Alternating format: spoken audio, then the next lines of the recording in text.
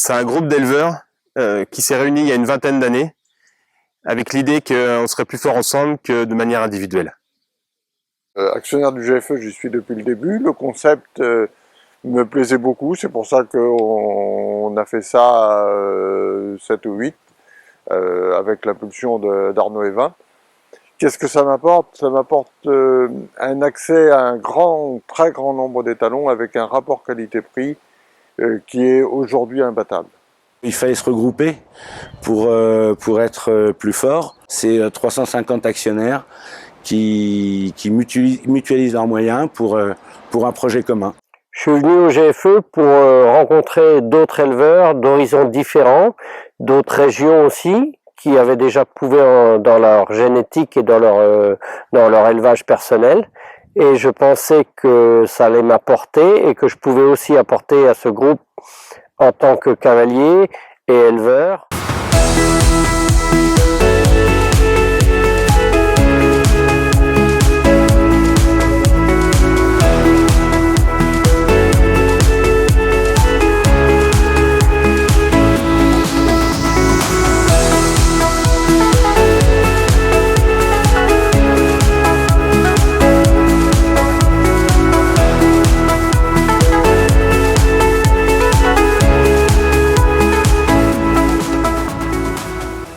Il y a 3 sources d'approvisionnement en étalons. La première, c'est les chevaux qui arrivent en fin de carrière sportive et dont on a pu observer les premiers descendants.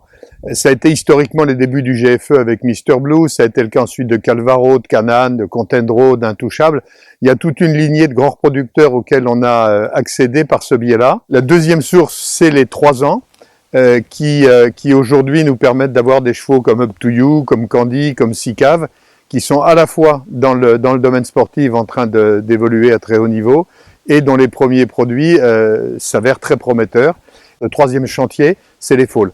On achète depuis 2 ans des poulains très bien nés, de très bonne lignée maternelle, pour essayer de détecter là-dedans les meilleurs 3 ans qui deviendront à leur tour les meilleurs 7 ans. Alors c'est une pyramide de sélection de laquelle on espère voir émerger quelques très bons étalons.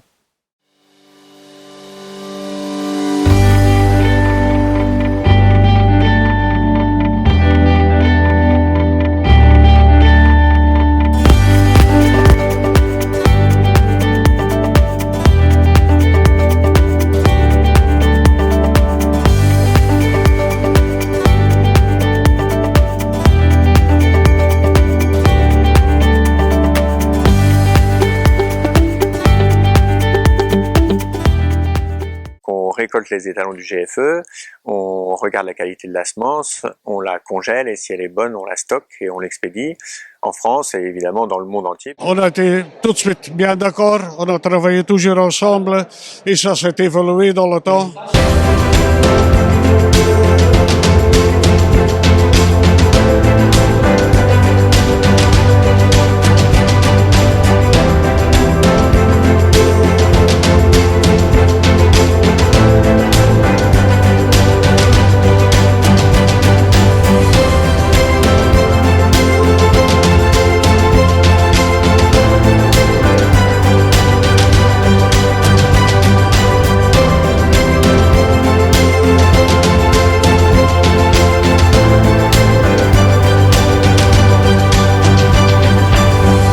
Au niveau du conseil d'administration, nous sommes 8, et tous éleveurs. Et pour avoir envie de choisir un étalon, il faut qu'on ait envie de mettre une jument à cet étalon. C'est à la fois simple et compliqué. C'est simple parce qu'il faut que tout le monde soit d'accord. Il faut que les 8 éleveurs croient en l'étalon d'un point de vue sportif si c'est un jeune étalon et d'un point de vue de reproducteur s'il a déjà des produits. Il faut que chacun ait envie de l'utiliser, de lui mettre une jument. Donc c'est assez simple finalement et en même temps ça demande une certaine exigence de qualité.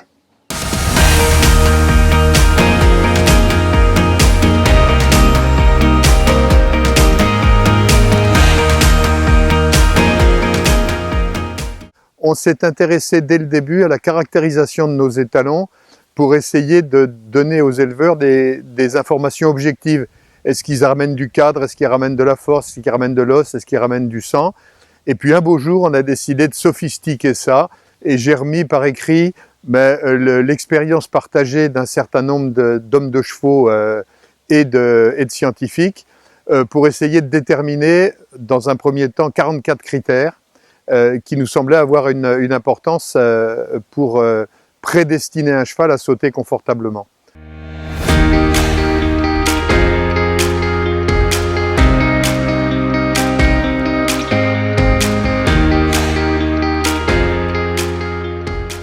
Et ces prix Monesser, ça nous pousse à présenter les chevaux et du coup ça fait travailler toute la filière.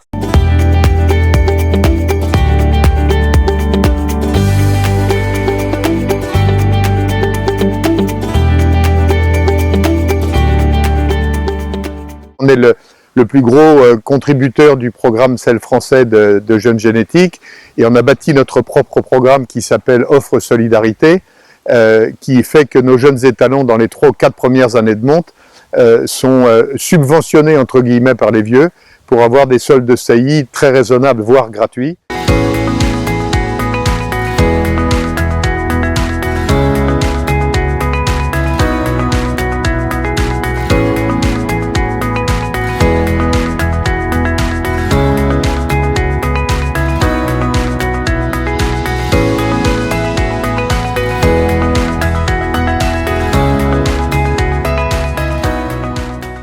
Leur façon de fonctionner permet de beaucoup sélectionner les jeunes étalons et j'aime beaucoup la jeune génétique. Alors je travaille beaucoup avec la jeune génétique. Je pense que c'est comme ça qu'on va avancer le plus. J'ai utilisé encore Candide Nantuel parce que j'en fais un par an.